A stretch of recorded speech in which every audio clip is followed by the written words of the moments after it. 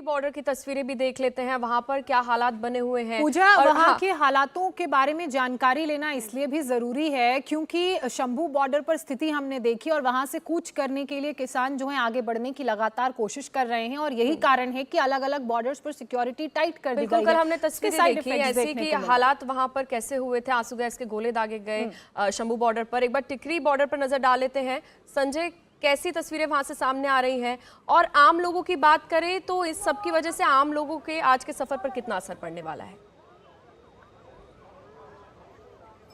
देखिए, आम जनजीवन तो अस्त व्यस्त होगा ही, लोग परेशान तो होंगे ही, चूंकि जो रोहतक रोड है, मेन दिल्ली से रोहतक जाने वाला, इस रोड को पूरी तरह से ब्लॉक कर दिया गया है।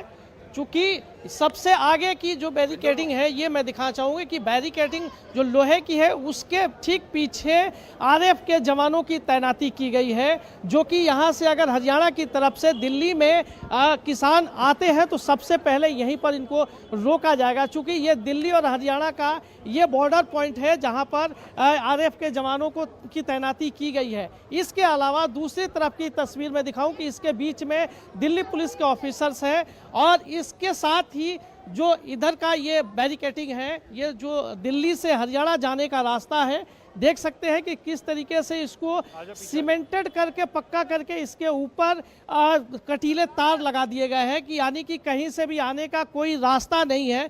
चूँकि ये एरिया इंडस्ट्रियल एरिया है, काफ़ी बड़ा तबका यहाँ पर मजदूरों का रहता है और उन लोगों को भी रोजाना अपने काम के लिए आना जाना होता है, इसलिए सिर्फ पैदल आने का जो रास्ता है दिल्ली पुलिस ने ये दिया हुआ है कि यहाँ से सिर्फ पैदल ही कोई बाहर निकल सकता है। यहाँ से किसी भी तरह का कोई गाड़ी, टू व्हीलर, फोर व्हीलर आने की इजाज़त नहीं है, पूरी तरह से बंद कर दिया गया है।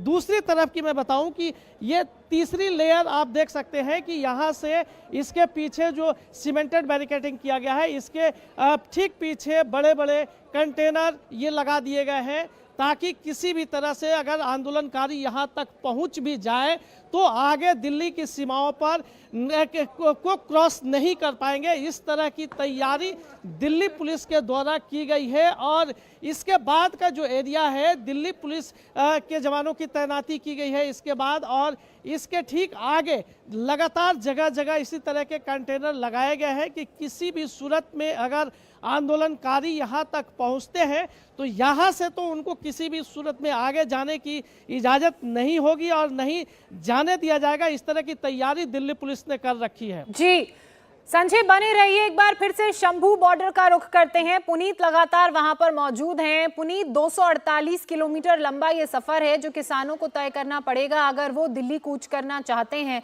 हालांकि हमने देखा था कल किस तरह के हालात और स्थिति बनी हुई थी, आज सुबह भी थोड़ी झड़प हुई है, आंसू गैस के गोले दागे गए हैं। ऐसे में क्या एहतियातन पुलिस की तरफ से कदम उठाए गए हैं, कितनी लेवल की सुरक्षा वहां पर है और किसानों का क्या कहना है, किस तरह का रुख नजर आ रहा है? देखिए, अगर मैं पुलिस प्रशासन की यहाँ पर बात करूँ तो यहाँ पर 7 लेयर की सिक्योरिटी जो है वो की गई है। हालांकि अब वहाँ पर नहीं पहुँच सकते हैं कि जैसे कोई वहाँ पे पास में जाता है तो जो जवान है वो तुरंत हरकत में आ जाते हैं।